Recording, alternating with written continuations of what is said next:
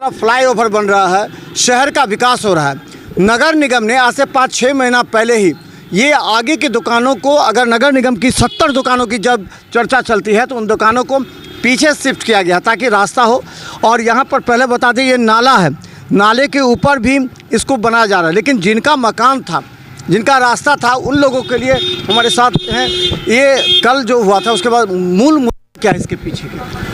मूल मुद्दा यही था कि जो नगर निगम ने दुकान अलॉट किया हुआ था पहले, ठीक है, उसमें क्या हुआ कि आगे जो बगल के हमारे पड़ोसी हैं उनका रास्ता बाधित हो रहा था, तो उसके लिए बहुत पहले से केस चल रहा था।